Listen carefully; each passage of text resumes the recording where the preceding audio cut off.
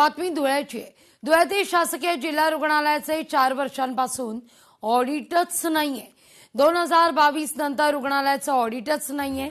अमरावतीच्या बाळ रुग्णालयातील दुर्घटनेनंतर हे धक्कादायक वास्तव समोर येत आहे।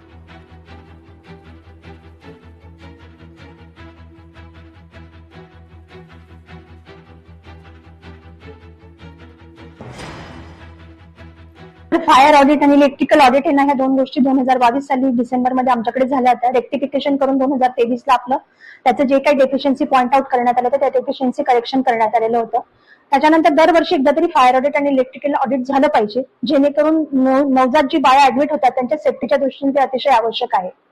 तर आम्ही दरवर्षी त्याच्यासाठी पत्र देत असतो की आम्हाला फायर ऑडिट आणि इलेक्ट्रिकल सेफ्टी ऑडिट करून मिळावं, जेणेकरून बेबींना आणि काही प्रॉब्लेम येणार नाही तिथे इलेक्ट्रिसिटीशी रिलेटेड एनआयसीयू मध्ये। केंद्रीय मंत्रिमंडळाची आज बैठक आहे। पंतप्रधान नरेंद्र मोदींच्या अध्यक्षतेखाली या बैठकीचं आयोजन करण्यात आलंय। सकाळी 11 वाजता या बैठकीला सुरुवात होईल।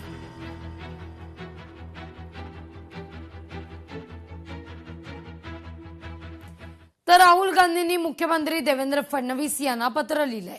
आदिवासी विद्यार्थी आंदोलनाच्या मुद्द्यावर हे पत्र लिहिण्यात आलेलं आहे। आदिवासी विद्यार्थ्यांच्या प्रतिनिधींना भेटून त्यांचं म्हणणं ऐकून घ्या, अशी या पत्रात विनंती करण्यात आलेली आहे।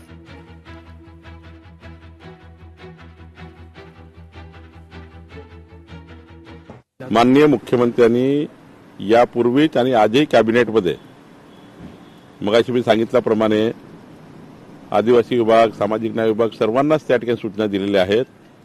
आणि खरं तर हा जो प्रश्न आहे 30 वर्षाच्या वरचे जे काही तिथे विद्यार्थी आहेत या संदर्भात निर्माण झालेला आहे, तर निश्चितपणे आपण जर बघितलं असाल तर त्या ठिकाणी आदिवासी विभाग मंत्र्यांनी सारा क्लॅरिफिकेशन केलं आहे।